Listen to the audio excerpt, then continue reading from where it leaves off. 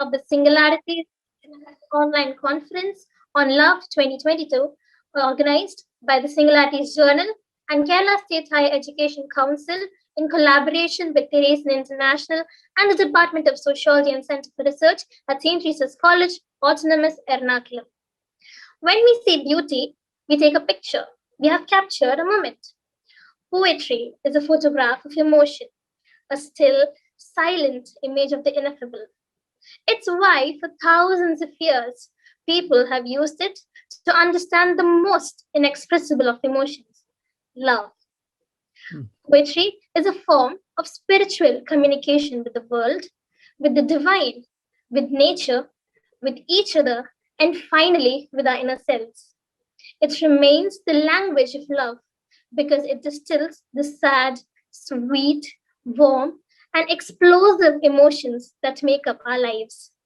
Nowhere are these emotions stronger than when it comes to love, and so nowhere is poetry more important.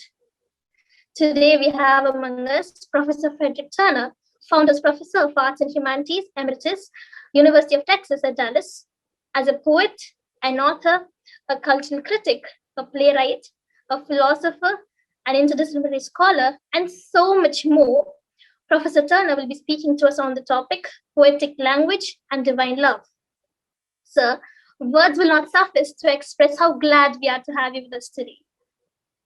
I would now like to introduce our esteemed chairperson of this session, Dr. Jisha John. Dr. Jisha is an assistant professor in the Department of English, St. Teresa's College. She's also the faculty coordinator of Teresian International, the international wing of the college. Her areas of interest include cultural studies and postmodern fiction. Her PhD was on globalization and literature. A hearty welcome to you, ma'am. I invite Dr. Jisha John to introduce our key speaker and to welcome the gathering. Ma'am, please. Thank you so much, Arnima.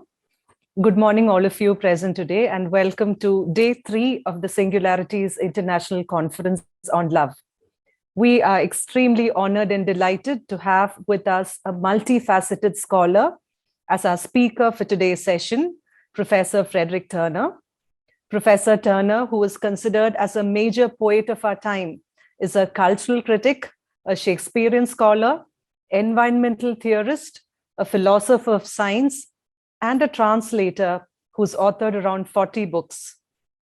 Professor Turner earned his BA and master's degrees in English language and literature, and also his PhD from Oxford University. His contributions as an interdisciplinary scholar have been published in many fields such as literary and critical theory, comparative literature, anthropology, political philosophy, theology, translation theory, and history, to name a few. With his penchant for independent thought and predisposition towards multidisciplinary research, Professor Turner is a member of several research groups, including Biological Foundation of Aesthetics, Artificial Intelligence, Sociological Study of Emotion, and Ecopoetics. He was a Founders Professor of Arts and Humanities at the University of Texas at Dallas, a Fellow of the Texas Institute of Letters, and was nominated for the Nobel Prize for Literature in 2004 and every year following 2006. Dear Professor, we are truly delighted to have you with us today, and it is my proud privilege to welcome you to the session. Well, thank you for that lovely introduction, and many thanks to Drs. Rina and Dr. Jisha, and to the Unity Women's College, and to St. Teresa's. I'm delighted that there is a conference on love, very much needed these days. So let me begin. The title is Poetic Language and Divine Love. Now, by divine love, I'm really thinking both about the idea of a God loving human beings and human devotees loving a God. Many metaphors and rituals and parables and images and stories express the nature of that loving relationship. It seems that the only language that works when we try to describe it is poetic or artistic. Legal, ethical, or logical language usually fails or falsifies. Consider, for instance, the Catholic sacrament of the Eucharist, the Christian feast of love. For centuries, the theological insistence that it really is the body and blood of Christ was a scandal to enlightened philosophical Westerners, an even greater scandal than it was to other world religions. How could bread and wine be body and blood? Voltaire, for instance, imagines the scathing response of the Protestants. They are quite unrestrained about this belief, which they call monstrous. They do not even think that a single sensible man could embrace it seriously after reflection. It is, they say, so absurd, so opposed to all the laws of physics, so self-contradictory that not even God could perform this operation because it is in effect contradictory. That it is in fact, in effect, to annihilate God to suppose that he does contradictory things. Not only a God in bread, but a God in place of bread. 100,000 crumbs become in a flash as many gods, this innumerable crowd of gods forming only one God. Whiteness without a white body, roundness without a round body, wine changed into blood, which has the taste of wine, bread changed into flesh and fiber, which have the taste of bread. All this inspires so much horror and contempt in the enemies of the Catholic, Apostolic, and Roman religion that this excess of horror and contempt sometimes becomes rage. That's a wonderful Voltairean statement. But in the light of contemporary chemistry and physics, the joke may very well be on Voltaire. The atoms that made up Jesus's body would quickly have become distributed by the carbon, nitrogen, and water cycles throughout the Earth's biosphere, and would certainly have done so by the time the Church gave its final tridentine definition of the doctrine of transubstantiation. Roughly 80 tons of matter would have cycled through Jesus's body, his metabolism during his lifetime, made of precisely the elements of carbon, oxygen, hydrogen, nitrogen, etc., that are least likely to be sequestered and join most actively in the volatile circulation of the world's ecosystem. Indeed, every wafer of communion bread does indeed contain several million atoms that were once part of Christ's body.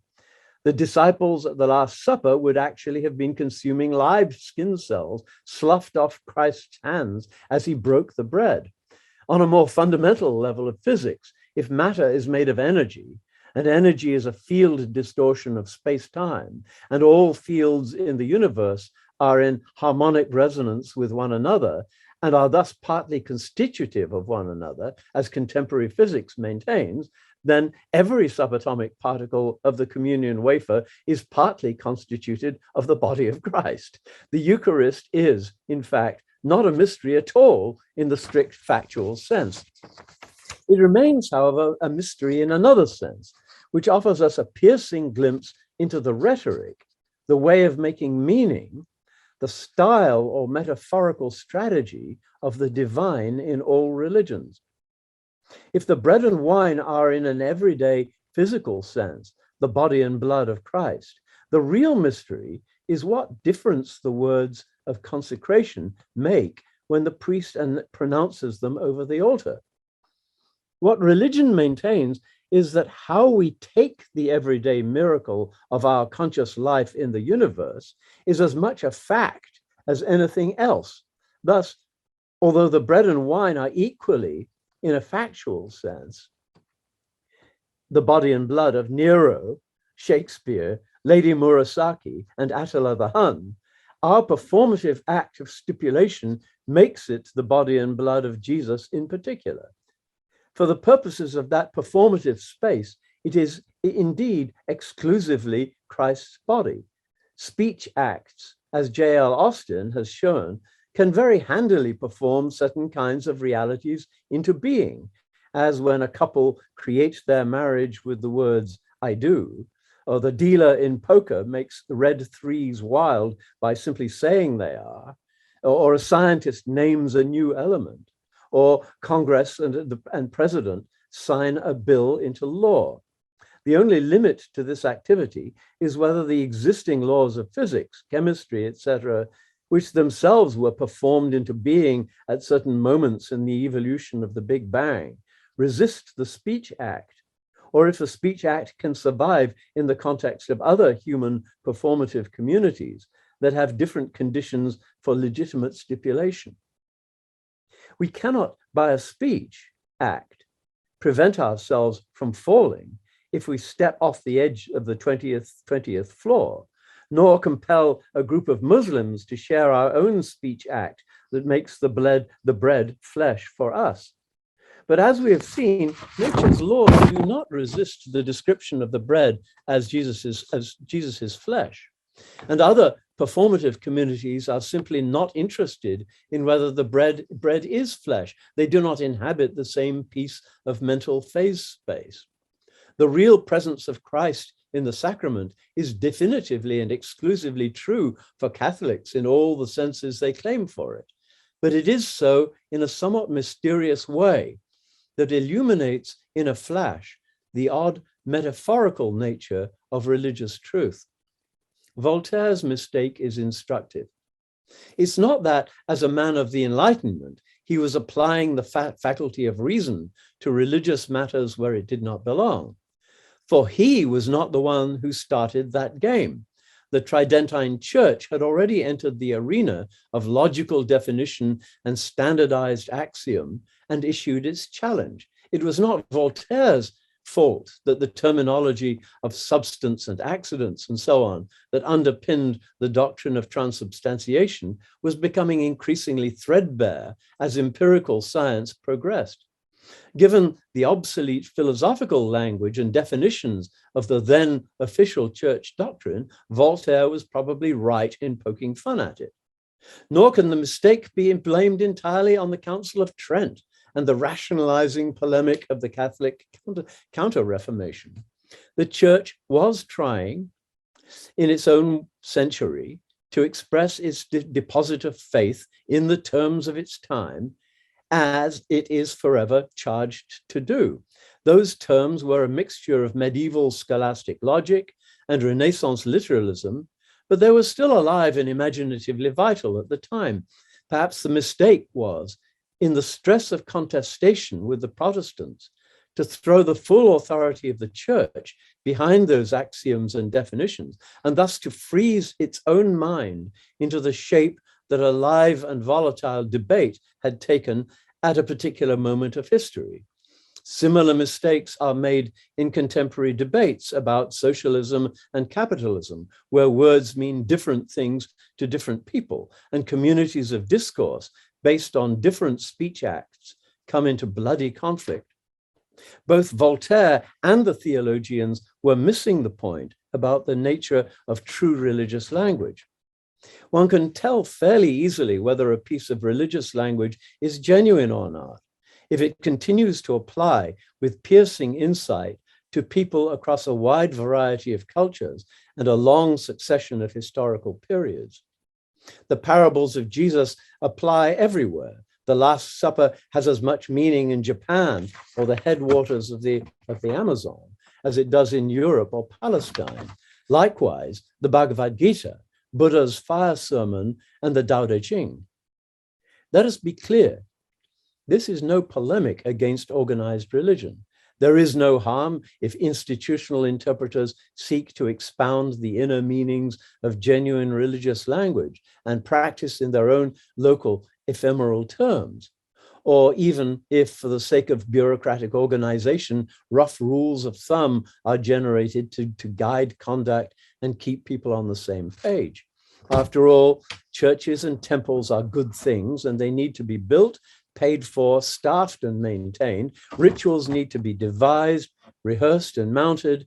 and specialists need to be trained, contractually engaged, deployed, organized, and supported. There is no harm either if a voluntary group decides to submit itself to arbitrary and absolute disciplines of law or asceticism, like Orthodox Jews or Indian sadhus, when that discipline is a glorious gift to the divine, whose arbitrariness and explicit non-applicability to others are a warrant of its free voluntariness and a training of the spirit. As for the general moral laws that apply to all, it does not differ much from nation to nation, although it goes through gradual evolution, bringing about, for instance, the abolition of slavery, the emancipation of women, and the emergence of democratic rule, and thus perhaps does not need much official religious definition. Much of that law is in our nature and requires only honest self-examination to perceive. The sociobiologists are showing that we do have a biological conscience. That conscience might not tell us not to have slaves, but it does at least tell us to treat our slaves well. The world community is presently engaged in creating a universal bill of human rights and is having remarkably little trouble in doing so. The difficulty was always in applying what we know to be right when we don't want to. That is, when we start complicating the law and adverting to cultural relativism in order to muddy the moral waters and thus conceal our intention to cheat. A complex code of moral conduct, when applied by an official religious body to all persons in its communion, is usually a fruitless attempt to anticipate and head off this human tendency to find loopholes. And the really big problems come when the religious authorities decide that it is the presence of other codes that is corrupting their faithful and try to persuade the secular authorities to take them out. Totally needless and unbelievably bloody conflicts result from such big endian, small endian disagreements. The sacrifices of millions of 17th century Germans during the 30 Years' War between the Catholics and the Lutherans were recently and rightly shown to be in vain by a somewhat shamefaced agreement between the two communions that the grace of faith was, as the Lutherans had always maintained, and as the Catholics had never denied, prior to the merit earned by good works. No true poet would have given such rich and beautiful words as grace, faith, merit, etc., the simple-minded, unambiguous, and denotative definitions that got us into the trouble in the first place. Genuine religious language avoids these morasses. That is not to say that it cannot include elaborate codes of conduct, though these are dangerous temptations to those who think they can buy God's favor, and to those who, with a temperamental talent for extreme self-discipline, want to use that talent to oppress others. As long as we take those codes as either a metaphorical description to the many of what voluntary devotion might look like, or as a gift suggestion for the few about what kind of sacrifices to God might be acceptable, the codes are beautiful and appropriate parts of sacred scripture, but we should not blur their difference from the mandatory commands of natural conscience enshrined in the decalogues of many nations, nor use them to freeze the continuing mind of God. All our great religious leaders have repeatedly warned us against taking the words and actions of religion in a literalistic way, mistaking the husk for the seed. And astonishingly, many of their most zealous adherents persist in doing exactly that. The word for that is idolatry. Thus, both in the nature of genuine religious language and in how we should take it, there are crucial understandings that have yet to be arrived at. If we do not arrive at them, we will find ourselves either among the inquisitors or, with Voltaire, the scoffers. How then can we tell if religious language is genuine when we do not have huge timescales and vast regions of cultural dissemination to test and warrant it? And how should we take it when we find it? The two questions merge into one. It is not enough to say with Paul that the letter killeth, but the spirit giveth life. The rejoinder of Nietzsche and the existentialists that the spirit killeth, but the letter giveth life, is overwhelmingly apt. Not that Paul is wrong. Both feel right. How can this be? As the physicist Niels Bohr put it, the opposite of a true statement is a false statement, but the opposite of a profound truth is another profound truth. Perhaps a religious truth is of this kind. One type of trope which resembles this description is the metaphor, which asserts in a fictional way an identity between two things. Religious language is metaphorical.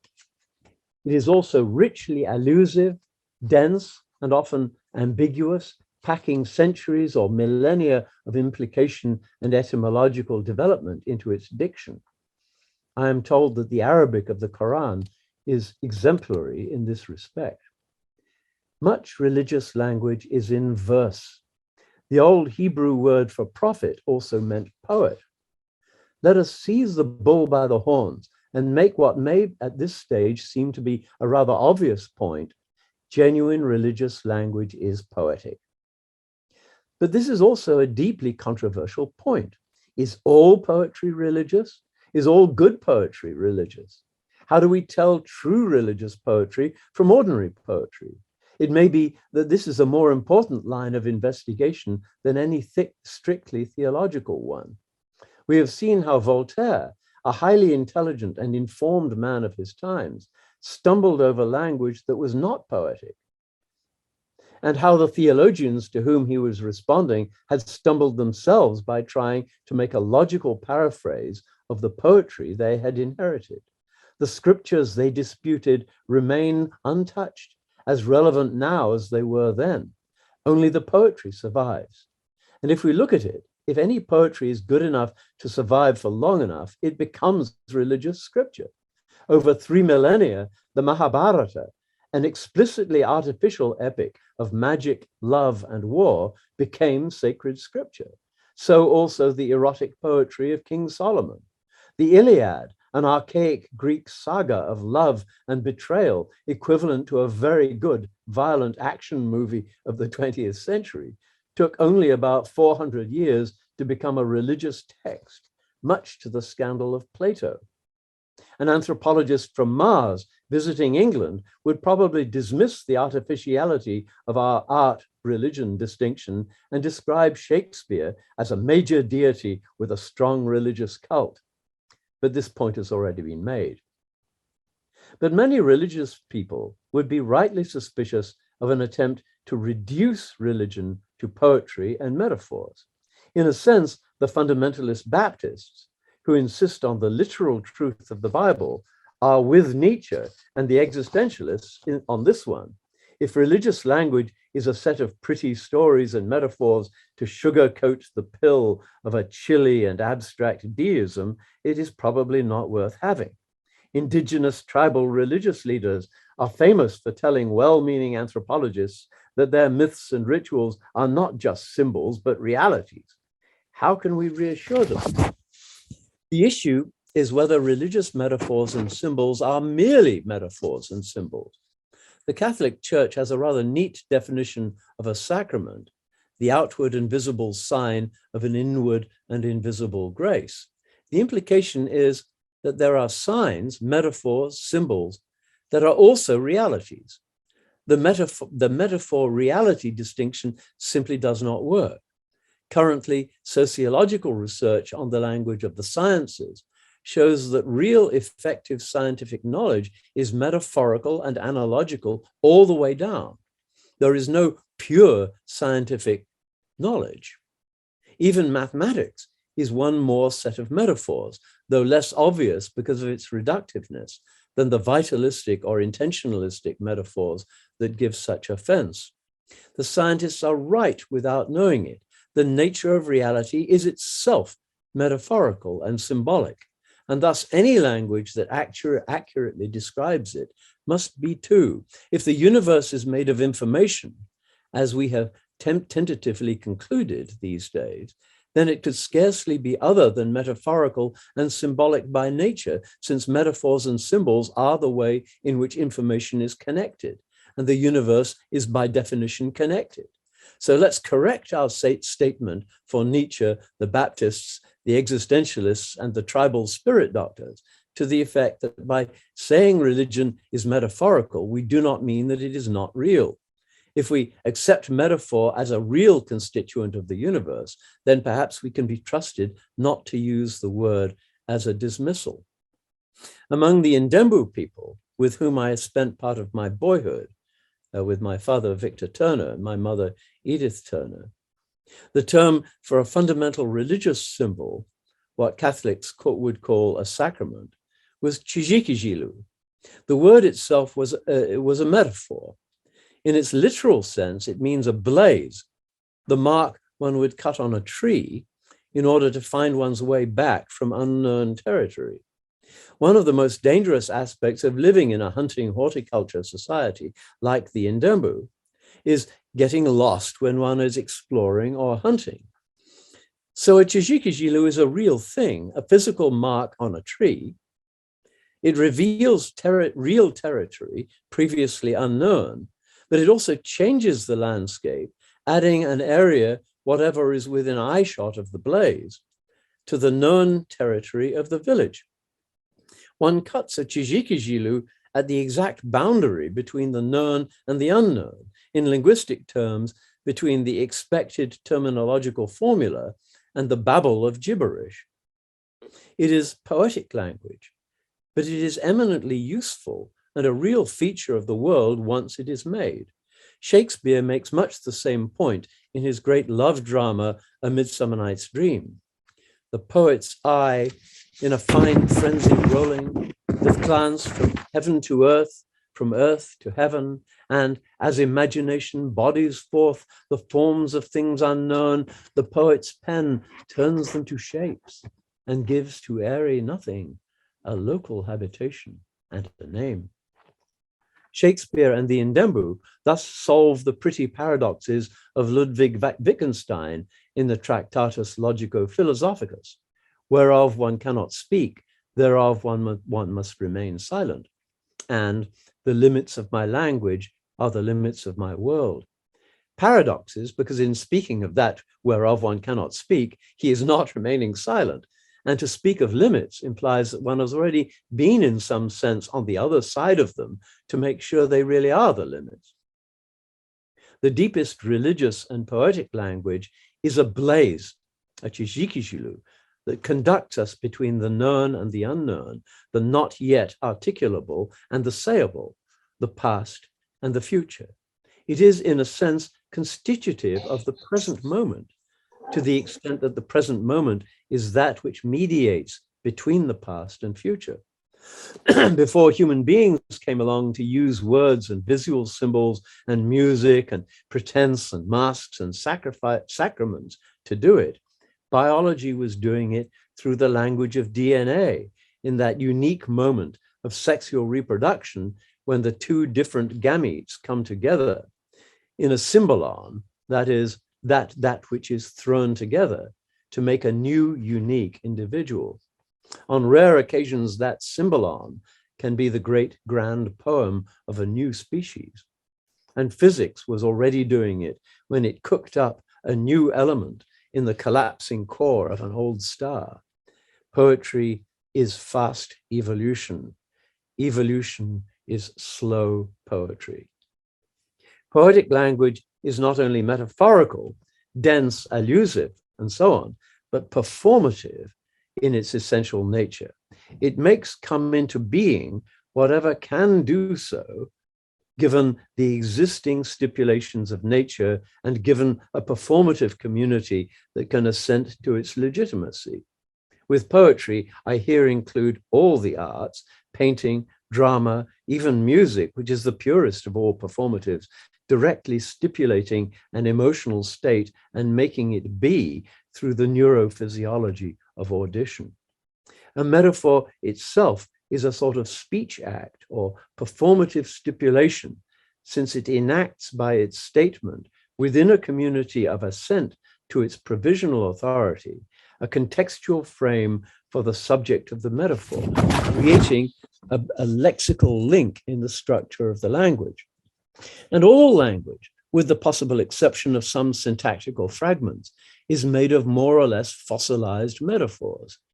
Poetic religious language is metaphor in its pre-fossilized state, vital, growing, the brilliant live coral that crusts and protects and depends upon the dead coral of the reef, the molten words that burst out of the dead structure of stony doctrine. The structure of doctrine may be as necessary as the dead heartwood is to a tree, but it should always recognize its subservience to the life of the tree. That life is in the act of interpretation, both the giving act of the poet speaking out of the collective mind, and the receiving act of the hearer embodying the text in his or her own life. A metaphor is a synaptic firing in the brain of God. It is one of the strange, sad ironies of religion that the very tradition of religious protest that most boldly proclaimed the need for individuals to read and interpret the Bible produced eventually the biblical literalists who today make the authority of the Vatican look squishy by comparison. But why should interpretation be so necessary? Why should religious language be so dark, so thick, so ambiguous, so thoroughly odd and scandalous to ordinary reason?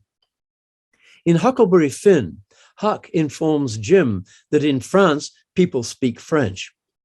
Jim is rightly puzzled by their perversity, the silliness of this elaborate piece of European etiquette, the unnecessary trouble they must go through whenever they have a thought to express. Why do they speak in French? Why don't they just say it, he wonders. Why doesn't God just say it? Why must religious language be poetic and demand a poetic interpretation rather than straightforward and definite? There are several answers to this question. I mean, even in the Old Testament, God has to be sort of bullied eventually through, all the mistrust and misinterpretation of the chosen people into giving them the Ten Commandments, and that isn't at the beginning of the Bible. It's halfway through Exodus. God doesn't like to be held down to literalistic terms. So why must it be poetic? There are several answers to this question, some of which are already implicit in the need for it to be all things to all men, as Paul has it. The divine must speak to many nations, periods of history, understandings of science. How might one describe the first 10 billion years of the universe, of the infancy of God, to Mesopotamians of the 3rd millennium BC, or Hebrews of the 2nd? Perhaps in terms of a sequence of creative events over some kind of divine week and weekend in illo tempore. When Carl Sagan tried to explain the evolution of the universe in his TV series Cosmos, he did much the same thing, imagining the whole history of the universe compressed into a single year, whose last fraction of a second was given to the emergence of humankind. It would be unkind to accuse him of a falsehood in assigning a mere year to the process, and silly to take him literally. When biologists try to explain natural selection to lay people, they usually resort to metaphorical examples that are not unlike Jesus's parable of the sower. And if physics and biology need metaphors to explain themselves a fortiori, so does theology. Like the music of Mozart, the divine tongue must transcend local codes and go directly to all people's hearts. It must therefore necessarily have the packed allusiveness and flexibility to adapt itself to different cultural frames of reference. But there are other answers to Jim's question, why don't they just say it? One is that if the divine is as we might speculate it to be, its nature is like the self-organization that emerges out of iterative nonlinear autopoiesis and thus breaks free of one-way cause. No merely linear language could therefore capture it. This is not to say that we must abandon reason in speaking of it, but that we must select the instruments of reason carefully and not try to measure something complex by yardsticks that are simple, or take a sharp-edged photograph of a subtly melded and shaded scene. Again, like Mozart, our language must do this through some mysterious kind of inner richness, a fractal iterativeness, in which every detail is different but recognizably connected and akin. The spirit is best addressed by a connectivity of context that no one element of that context can fix or hold. Other even more fundamental constraints compel those who speak for the divine to do so in poetry. One is that if the trans-temporal connectivity of all moments in the universe is, as scientists have speculated, mediated by quantum harmonic coherence, it is subject to the same maddening ambiguity that bedevils programmers when they try to use the formidable powers of the quantum computer to do actual calculations. The problem is that quantum information comes as a superposition of contradictory states, and that thus any communication between different times or statements about multiple times will tend to be as ambiguous as the Delphic oracle. Thus, the Bhagavad Gita's wild images of Vishnu and Jesus's homely parables were not mere eccentricities of style, but both an enactment of their incarnation and a hint about the essential metaphoricity of that enactment. But to understand such messages requires a willingness to engage in a terrifying interpretive process. He that has ears to hear, let him hear. We need rather special ears to hear with. The absurd and charming story of Krishna and his gopis, the milkmaids whose clothes he stole while they were bathing, when laid with poetic insight over our experience of mortal in the business of life, forms a mysterious moire pattern that makes us shiver with the divine presence. But with such a message, one would always be on the edge of losing one's footing and getting it quite wrong. There would be no assurances except the astonishing promise of faith that if we go on allowing the story or metaphor to unfold itself in our lives, it will correct itself. There are many moral reasons for the oddity of religious language. Religion should convince not through past proofs, threats, or promises, but in its immediate practice. It is not that the world contains arcane proofs of God, but the world, to someone who gives merely adequate recognition to the astonishing wonder of life, is the very body and drama of God. But this needs the poetic sensibility to see it. Religious language is both a training of that sensibility, a kind of indicating, as when someone shows us the significant detail in an old master, or points out the subtle pattern in the carpet that is obvious once we see it, and at the same time an utterance that is quite comprehensible to that sensibility. Finally, such messages must be poetic and superficially inscrutable. For another reason, if the divine itself is to some infinitesimal degree the result of the actions we take upon hearing its message, that message must be such as to leave open the divine's own free power to continue the active and creative process of intending. God defines herself or himself by those very sendings. If there is an identifiable theme in all such messages, it is that of a more abundant life, that is, an opening of potential rather than a closing of it down. When we cooperate with the message and allow its exegesis to flow naturally in ourselves, we join as a companion in God's own free intending.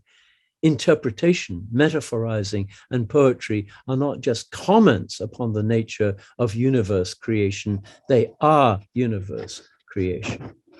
What, some of you might ask, are those people to do who do not have the poetic sensibility? I believe that this question implies far too narrow a definition of poetic. we have scarcely scratched the surface of the multitudinous richness of the modes of divine natural poetry. Let me give an example. I believe it was the great British biologist J.B.S. Haldane who, on being asked what he could tell us about God after a lifetime studying God's living creation, replied that he seemed to have an inordinate fondness for beetles. This delightful response could be taken as irreverent or satirical. But if we do take the notion of God the Creator seriously, its truth could scarcely be denied. There are perhaps hundreds of thousands of beetle species, a significant fraction of the world's total biodiversity. Haldane's reply conjures up a God somewhat like a bright little boy who obsessively wants to collect and build every variation of some treasured model or toy. I can remember as a child going again and again to the illustrations in the encyclopedia of the varieties of tropical fish, military medals, tree leaves, postage stamps, hybrid roses, technical equipment, butterflies, insignia, and indeed beetles, picking out my favorites. I loved the great stag beetle best of all, and building model aircraft and plastic ships with their neat, nuggety, complicated particularity. Haldane makes us see God putting his head down sideways, close to his latest beetle, to enjoy its fine lines, jointed antennae, elegant patches of iridescence, and the new Mark VI wing casing design, and stroking it gently as he adds it to his enormous collection. The dorky hobbyist is, in this perspective, quite as much in tune with the divine, even if quite unaware of it, as the most lachrymose and sighing aesthete. God has an inordinate love of beetles and love of us. Gerard Manley Hopkins has a perception of God's intricate, fascinated, and absorbed craftsmanship that is not unlike Haldane's. Pied beauty. Glory be to God for dappled things, for skies of couple color as a brinded cow, for rose moles all in stipple upon trout that swim, fresh fire coal, chestnut falls, finches' wings, landscape, plotted and pieced, fold, fallow, and plough, and all trades their gear and tackle and trim. All things count original, spare, strange, whatever is fickle, freckled, who knows how, with swift, slow, sweet, sour, adazzle, dim. He fathers forth whose beauty is past change. Praise him. If we look at the second to the last line, we can see with splendid clarity why poetic language is so deeply necessary when it comes to religion.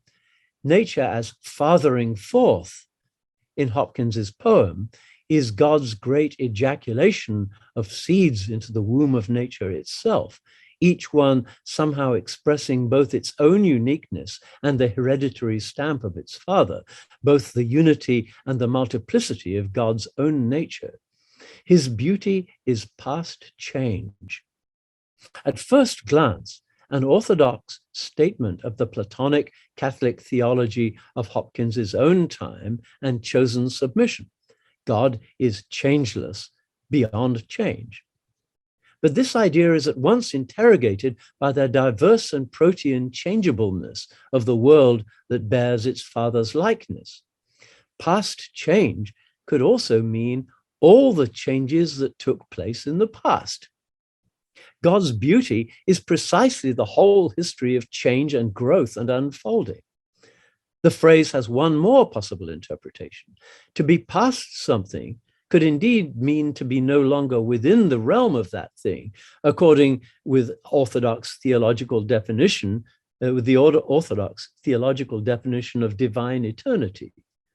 But it could also mean to be even more that thing than that thing was, as when we speak of something going past the speed of sound or past the speed of light. It is not less fast, but more so. God is even more the essence of change than nature is. God is not the driver of evolution, but evolution itself. All three interpretations are in the poem. Any one of them would collapse the wave function of its meaning into something that would falsify the nature of God. In the three meanings of past change, the Trinity is here not a dead dogma, but a live signpost, a blaze pointing us deeper into the forest and still showing us the way back home.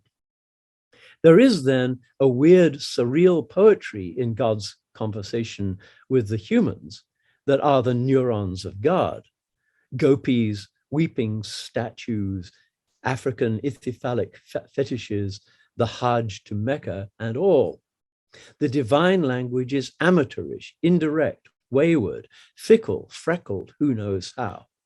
God speaks in the Echiura, that sea slug whose male lives as a parasite in the female's kidney, in the grotesque geometry of black holes and subatomic strings, in the animated parachute of a polyp jellyfish pulsing angelically along, in the rippling animated pelt of the jaguar. Praise him.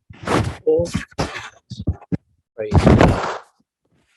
If the divine is both the attractive, final cause of the process of natural evolution, and at the same time the process itself, if the inner life of the universe is the biography of God, then we should expect God's character and style to be discernible in the lineaments of nature as the history of a person comes to be written upon her face. Nature is full of conjunctions or marriages between paired, complementary and equal opposites, left-handed spin and right-handed spin, positive and negative electromagnetic charge, the two directions of time, yin and yang. In the realm of biology, that doubleness is most saliently represented by sex.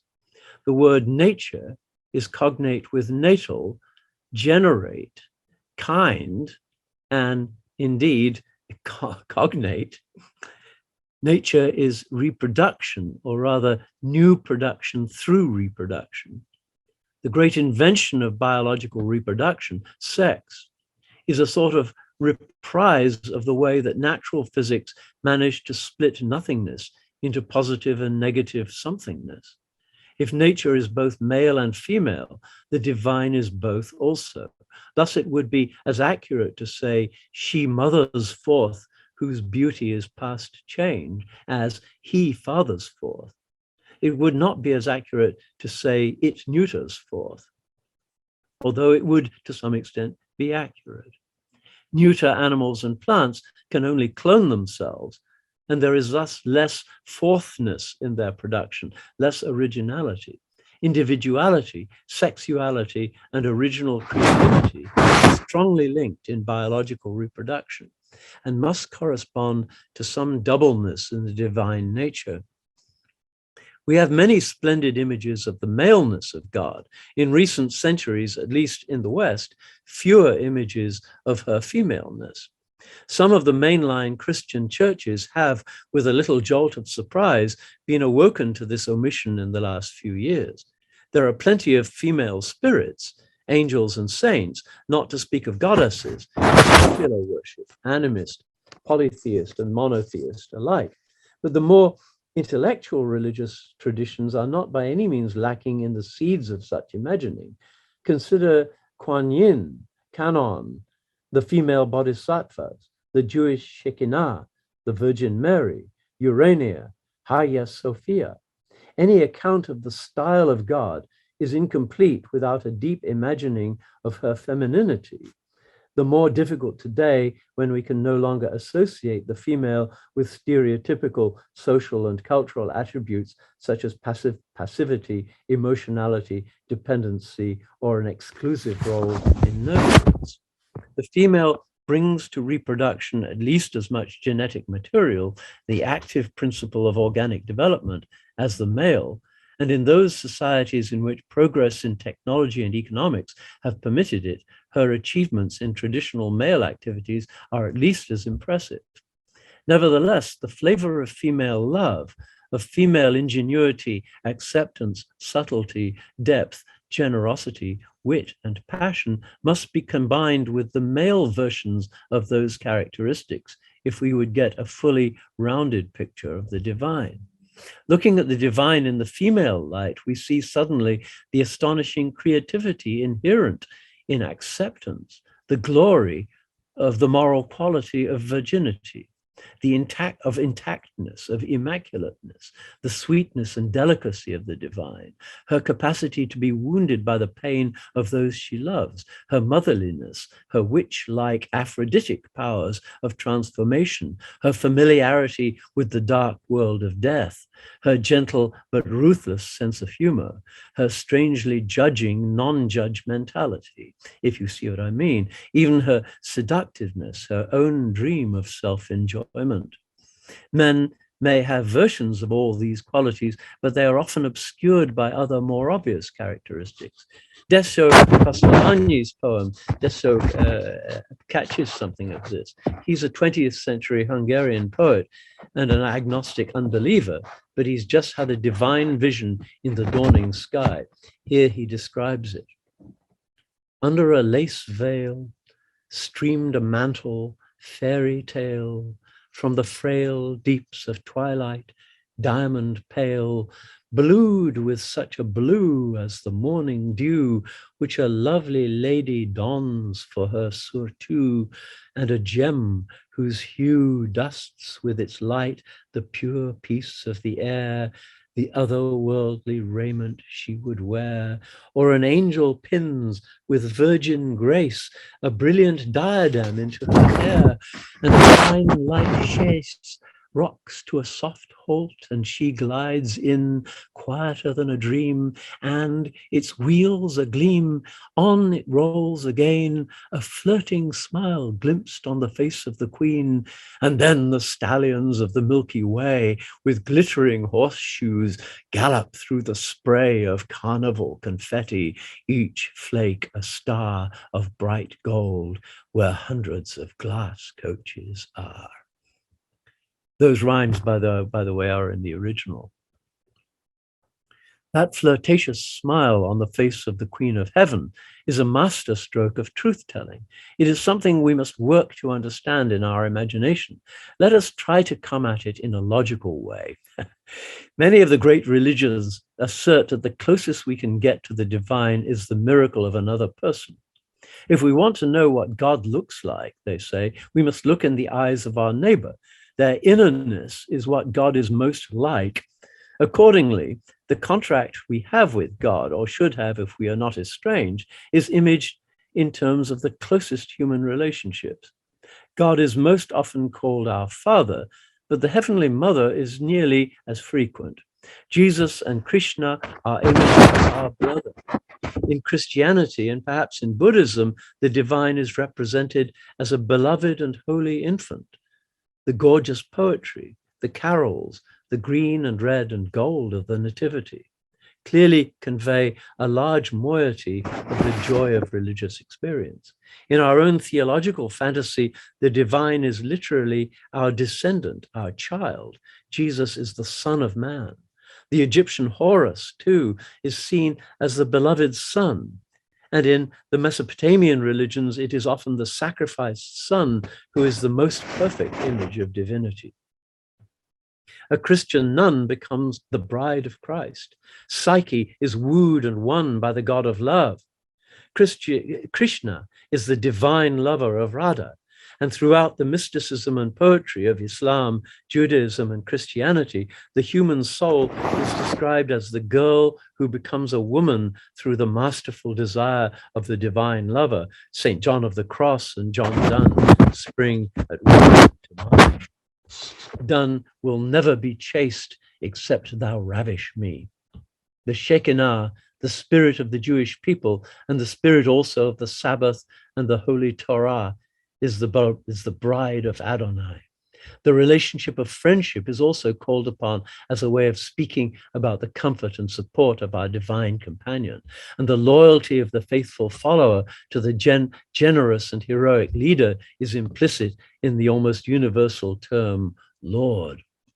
God can be our teacher, our tutor, our mentor, even in the institutions of sacrifice and divine service, a respective trading partner. We have sometimes seen God as a guiding sister, as Odysseus does Athena, and as Milton perhaps saw Urania, the wisdom of God.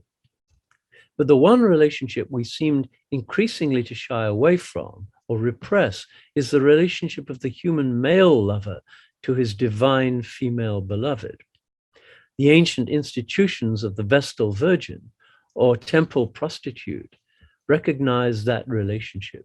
Indeed, Enkidu dies in Gilgamesh because he and Gilgamesh failed to give proper honor to the love goddess.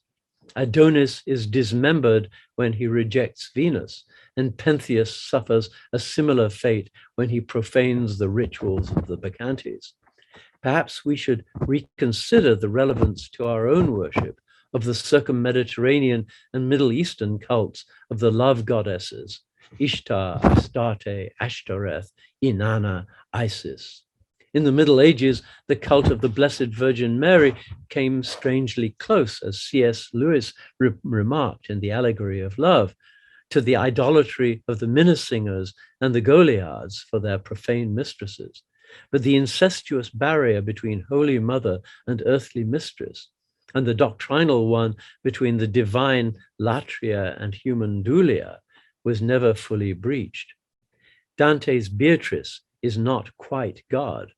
Yet, if it makes sense for us to call God Master, as we often do, then surely it also makes sense to call God Mistress.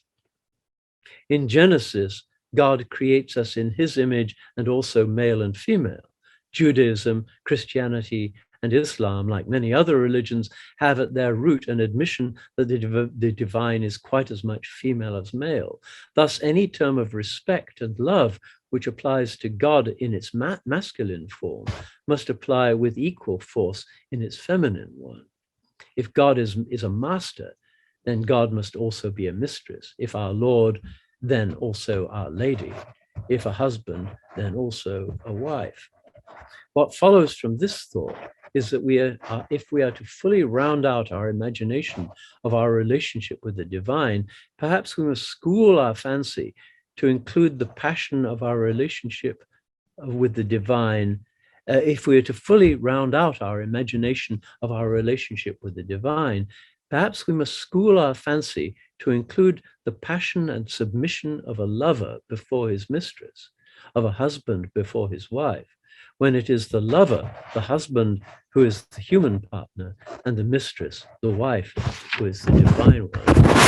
Mary the Magdalene, the first apostle to discover the resurrection, may be as valuable an image of God as an image of God's beloved, as Peter, the first Holy Father, is both the disciple and the vicar of Christ in traditional Catholic theology. The gentle mastery and tender care and protectiveness and service and honor that a man gives to a wife are not inappropriate for a human being to give to God. And if we're to see sexuality as a metaphor for spiritual relationships, the very hiddenness of female sexual response, the need for tact, patience, humility in the face of the inexplicable moods and desires of a woman that a good lover must learn, the interpretive subtlety and respect he must attain if he would penetrate without violation the intricacy of female emotion, must all be present somewhere in the human love of God. After all, in our fable, the very future of God depends upon how we act today. We are helpers in the very shaping of God. Perhaps we could even say that there is a measure of truth in the idea that nature is the virgin God, that we impregnate nature with the idea of the mother God, and that the mother God is born out of nature's womb. Those of us who are men do not need to abandon our own maleness to love and worship God any more than those of us who are women need to experience God only as the ardent male and not also as the sister female. God is not just the one who must be accepted, but also the one whose own divine acceptance, whose disponibilité, as the French say, constitutes the unbounded creative principle that we call goodness. Thus, the idea of God as the mother of heaven and the implication from our fable that religion is essentially poetic metaphorical, interpretive, and interpretive, are deeply and mysteriously linked. God's femaleness is also God's exegetical bottomlessness. The iterative and generative process of interpretation that we must enter when we engage with God's metabolism is God's femaleness. The taking of how we take a statement, a work of art, a story, is also the taking of rapture, the fertile taking of virginity. And that's what I had to say on the subject of divine love. Thank you. I'm happy to take questions. Yes, that was a beautiful experience for all of us, sir. Thank you so much for illuminating our thoughts. There are a couple of questions in the chat box. Shall I just read it out to you, sir? Yes, please. Yeah, I'm getting a little warm, so I hope people will forgive me here. Yes. Yeah, please be comfortable. Yeah, so the first question here is, how does a poet sustain the fine emotion that is love in a world that is so busy navigating these paradoxes? Sir, you can go for a gallery view. Most of the students are here. Okay, yeah, let's do that. That's much more, much nicer. Where is the gallery view? Oh, it's here, yes. Gallery. Oh, that's lovely. Yes, yes, yes.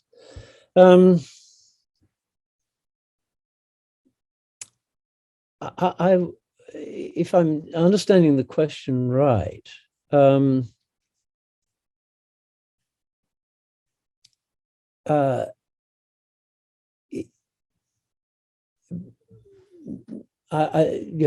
let me ask a question back, and it would be,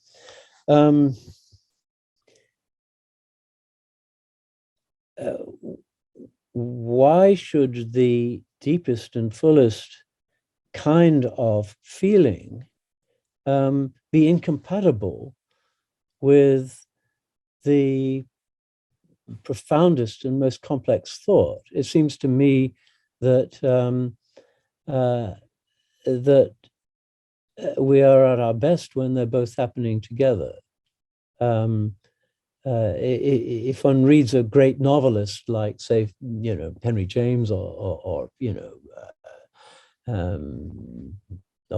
Jane Austen, it's precisely in the complexity and the ambiguity of a real relationship that one finds the deepest kind of love.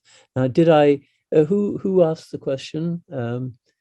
It is Sharanya from Bangalore. Yes. So did I understand the question? I guess so, sir. Yes. She has typed it back. She says it's an excellent observation.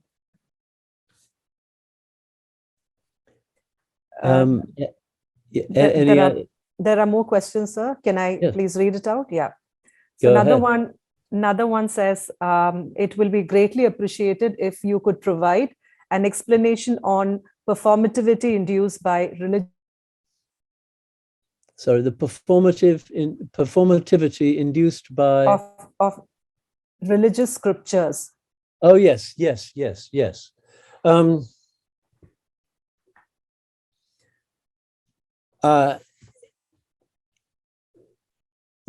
If we take, for instance, the beginning of the Gospel of John, you've got a classic performative statement: "Let there be light." Oh no! Wait a minute. No, that's in the book of Genesis, the beginning of the book of Genesis. Let there be light. What I'm suggesting is that statement is it's a performative statement. It's like with this ring I thee wed, or if you're playing a game, you're playing poker, and you're dealer, and you say, okay, red threes are wild, or jacks are wild, or something like that. that there are situations where a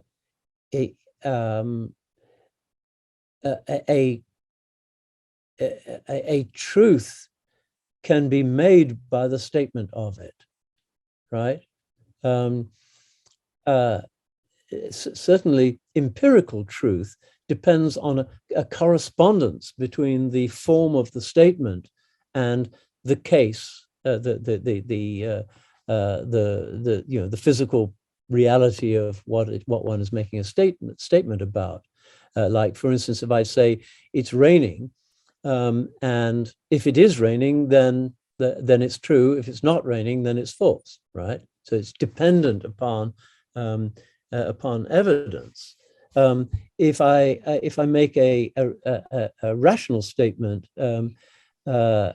like, for instance, triangles contain 180 degrees. A triangle contains 180 degrees. A plane triangle, you add up the angles of a triangle, they come to 180 degrees.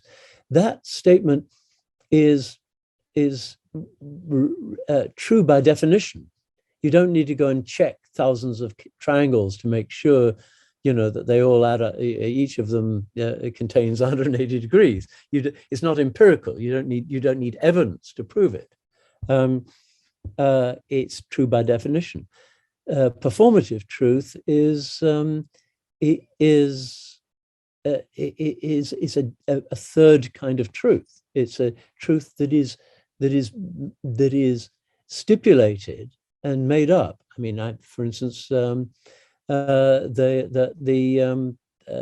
knights move in chess. That the knight moves, one square orthogonally and one square diagonally, and that is true, and it's really true. I mean, it's as true as water being made of oxygen and hydrogen. But it was something that was actually invented by somebody who stipulated the rules of chess. So the point here is that if we look at the very smallest scale of physical reality, at that scale, one is looking at something which is sort of before matter. It's too small to be matter. Or you can look at the very first microsecond of the Big Bang, when the universe simply wasn't big enough to hold anything as huge as an atom or even as a neutron. All it was at that point was just information. So since the statement "Let there be light" is just a piece of information, so one is, as it were, how can I put? One is pushed into the idea that the universe, and this is, of course, part of very strong part of Hindu thought, that the universe really is a lila. It's a game. It's a game that is somehow stipulated, and then everything plays out within that game. One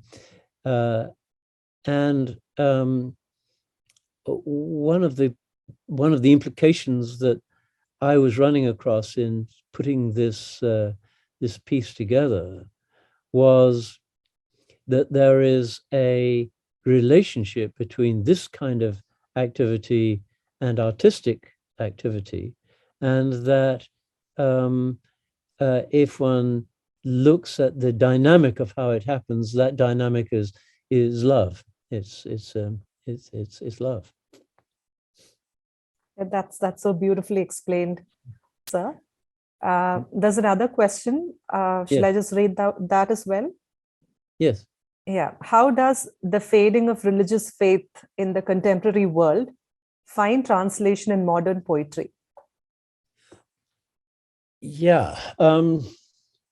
I'm not sure that religious faith is in fact fading at all. I think it's profoundly changing. And a lot of it is probably not called religious at all.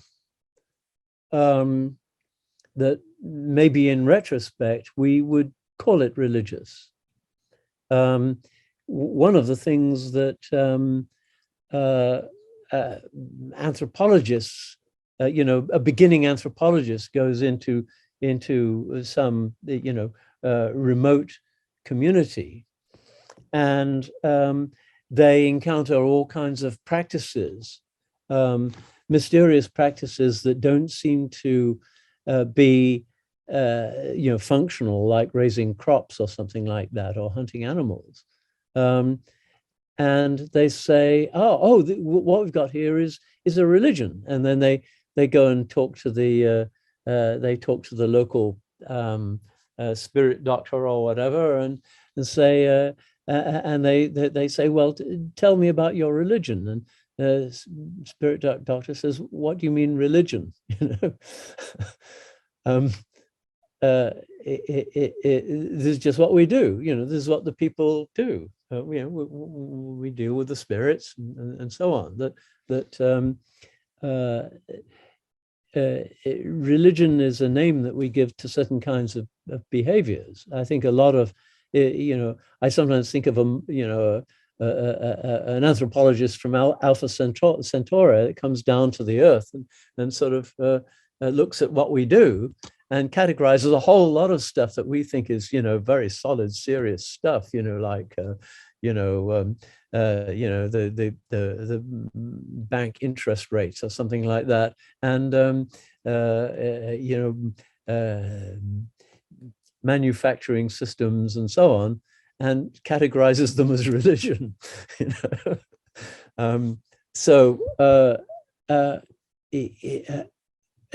Certainly,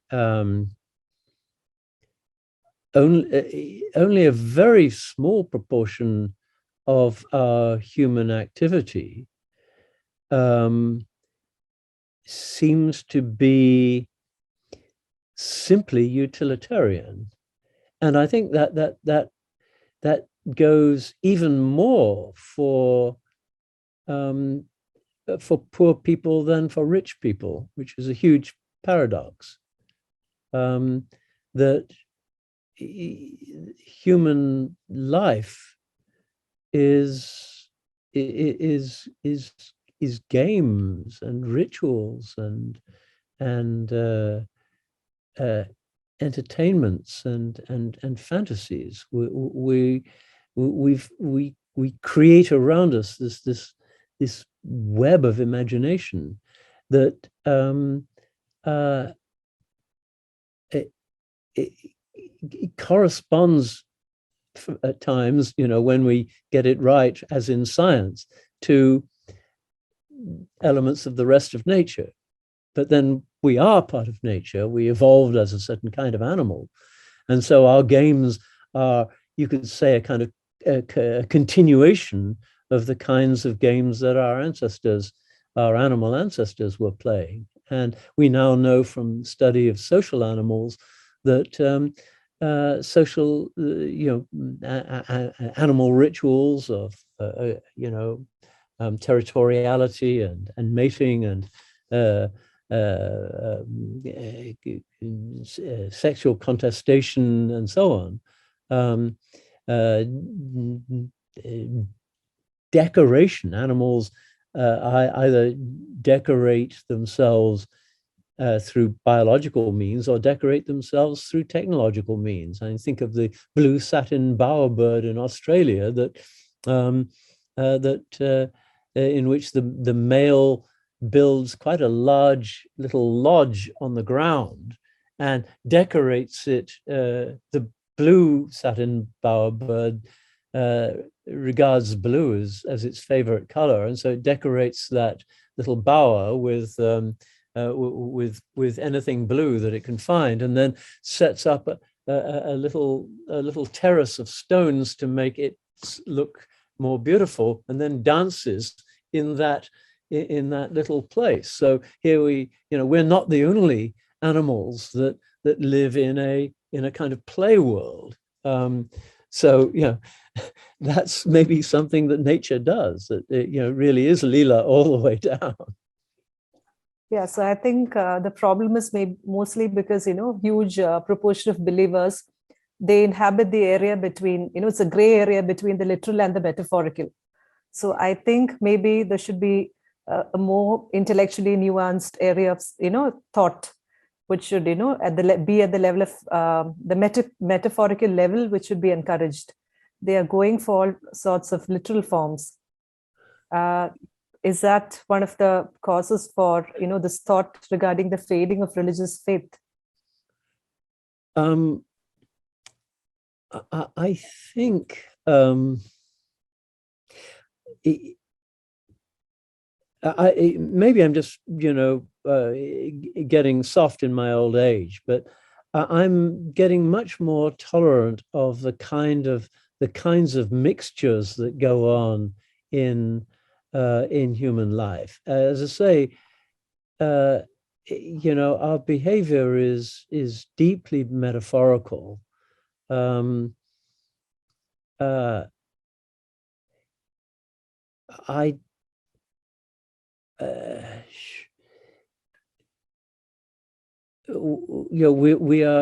We're profoundly incarnational. We are. I don't really believe, I guess, in a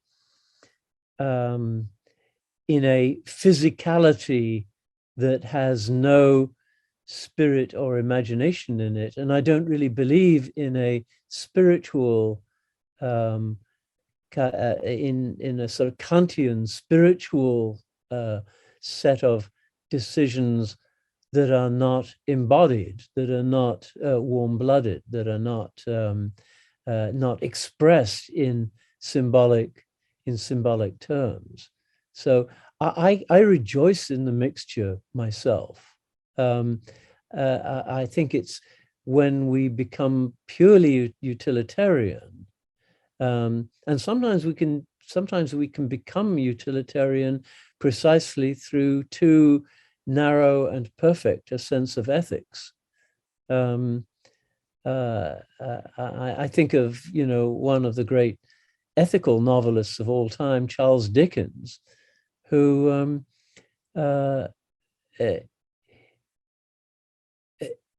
always expressed the deepest moral and spiritual decisions that people make in terms of, having a jolly good Christmas, or something like that. That it's done in terms, in physical terms, in terms of actions and feelings and communications and games and so on. So I don't mind the mixture of the physical and the spiritual. In fact, I think that's the whole point. If there are people who want to pose questions, you may do that. If anybody wants to ask Professor any question.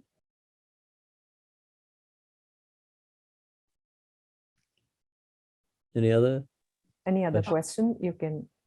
So, Professor, I just wanted to ask you, in any way, does it mean that anything that is not poetic can be termed as religious or divine? Well, I was using poetic in a very broad sense. But, we certainly can use language to do, very utilitarian things. I mean, there's a difference between the language that you use in a, let's say, a manual of how to put a bicycle together, how to put the parts of a bicycle together, where you want to be clear and unambiguous, and you don't want to have too much that is fancy and metaphorical, and language that is trying to express a complex and multi-level kind of reality that can be just as useful, but I think there's a range there. I really am. I'm not so much arguing that there's poetic and non-poetic language. I'm arguing maybe that there is that language is poetic in itself, and that we can either just I'm groping for a metaphor here.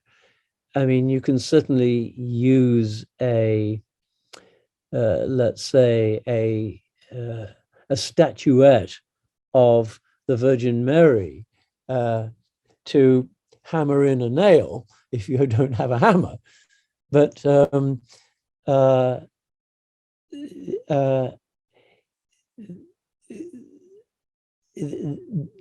there's using language just as the first tool that comes to hand, and then using language to do the very much richer things that it can do, much deeper kinds of things that it can do. I'm correcting myself in my own mind now, because I'm thinking of, for instance, the language of Ludwig Wittgenstein, which it aspires to an incredible purity and simplicity. That there is poetry that is very, very simple. There's art that is very simple. You think of Mondrian or somebody like that. So it's very hard to make sort of strict rules. But I'm really talking about about meaningfulness, and you might say surprise. You might say the way in which a statement goes. Perhaps the Ndembu idea of the chijikijilu, something that is on the border between the sayable and the unsayable. Maybe that's the best way of putting it. If I said something, for instance, that you entirely expected me to say, and conveyed information that you already knew, there would be no need for me to speak. There would only, the only point of me saying something is for something new to come into being, either that I would have articulated for myself something I didn't know before, or that I would have conveyed to somebody else something that they didn't know before. That is, that I've made the statement has made their brain a more capacious place. Now, I think there are all kinds of ways of doing that, but there has to be a point where a piece of language it becomes unexpected. It is unexpected for it to have meaning at all, and it's that place that brings out the proper poetic nature of language. Does that help? Yeah, good question. Help. These are wonderful questions, by the way. Thank you so much. Yes. Can I ask you a question? Actually, this is not a question. Professor Turner, yes. Thank you very much for that brilliant lecture. Actually, coming back to the sayable and the unsayable, I'd like clarification. At some point, you quoted the final sentence of Wittgenstein's Tractatus, whereof one cannot speak, thereof one must be silent. Yeah. Then immediately after you invoked the performativity of poetry. I'm just wondering if there is a critique of Wittgenstein there, where you're saying that Wittgenstein was foreclosing poetry, that whereof one cannot speak, thereof one must write poetry, that poetry begins in silence. Great question. I think I'm profoundly ambivalent about the Tractatus. I mean, it's one of my favorite books. When I first ran across it, when I first read it, I was offended by it as a poet because it seemed to be saying that that you could never say anything new, that we were trapped within our language. The limits of my language are the limits of my world.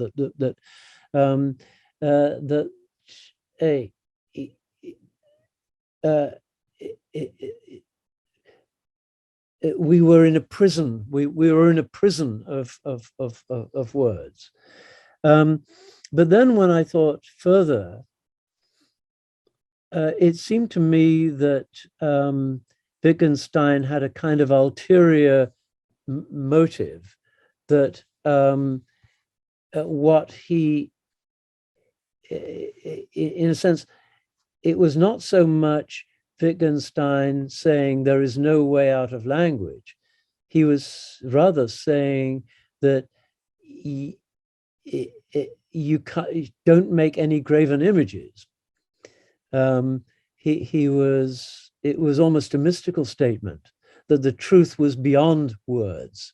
It wasn't that there was no truth outside language. It was almost more that the only truth was really outside language.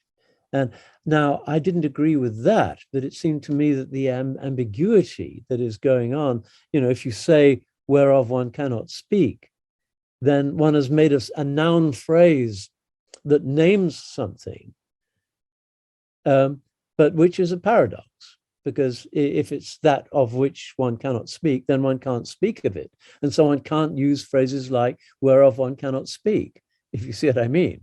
So Wittgenstein is being very complicated here, and I think mystical even. But then in the philosophical investigations later on, in all of his thinking about language games, he, I think at that point, he begins to see, let's say, that the process of, well, that language is in fact different all the time. It's not that you can't get out of language, but that language is always getting out of language. It's always contextual. It's always ad hoc, and that language is a game, or it's a whole lot of games. It's a lot of leelas, and so Wittgenstein himself changes his tune in his later work. So but just his expression of what it would be like to be trapped within language was an enormously valuable irritant. It was, for me, it was like a grain of sand around which pearl began to accumulate. It was an irritant that made me think. And so, when I came across, when I recalled the Ndembu ritual, I made the connection. And when I came across, when I started reading Shakespeare more deeply and reading Shakespeare's own sort of theory of poetry as you find it in things like The Tempest or Midsummer Night's Dream, then I saw the connection, and that pushed me into a deeper kind of what I think was a deeper understanding of the poetry of language, of the poetic nature of language, and that also seemed to me to be something that, because of the love that drives that kind of metaphoricity, that it was coming close to the roots of to the very roots of ethics. I guess I don't really believe in an ethics that doesn't include love, So I'm trying to, I've been thinking about this stuff for decades and decades and decades, and so I'm trying to tell a simple story about something that is very complicated. I think your statement about the language game was wonderful. I think this whole idea that poetry itself is a language game, especially the Yes. term that you use, Leela, I think, which somehow links it to the sacred and the sublime. Thank you Yes. very much. Yes. No, thank you. Yeah, that was so engaging, sir. For want of time, I'm just checking. Any more questions? Any more questions, or should we move to the concluding part? Anything you want to tell us, sir, or shall we move to the vote of thanks? Well, I'd like to thank you for being so patient, and I a little note here. You listened so well and over such a relatively long time. If I'd done that to a regular American audience, I don't think that they would have. I think they would have lost track of what We're what I so was honored, sir. saying. We had an absolutely engaging experience, and we mean it. So we were all listening to you with bated breath. Yeah, thank you so much, sir. Arunima, if you could carry on. Thank you, ma'am. Feeling grateful and not expressing it is like wrapping a gift and not giving it. And so it is with extreme joy that I present myself to propose the vote of thanks. First and foremost, I thank our speaker, Professor Frederick. Thank you, sir, for that wonderful session. It was a great journey of learning about poetic language in the context of religion and divine love. Your thoughts about the metaphorical nature of religious truth, the true nature of religious language, issues with religious metaphors and symbols, among many other facets of language, were indeed very enlightening. Your amazing lecture, which was well supplemented with a myriad of examples, has touched upon so many things. I am sure that each one of us over here has learned something new. Once again, thank you, sir. Next, you. I thank our chair for today, Dr. Disha John, for coordinating the session with so much grace and efficiency. Thank you, ma'am. I also thank Reena ma'am for her active presence throughout. I would like to extend my gratitude towards the Journal Singularities, Kerala State Higher Education Council, Teresian International, and Department of Sociology and Center for Research, St. Teresa's College, Ernakulam, for taking the initiative to organize this session as part of the Singularities International Online Conference on Love 2022. Last but not the least, a note of sincere appreciation to all the participants for attending the session and for being a wonderful audience. Thank you all.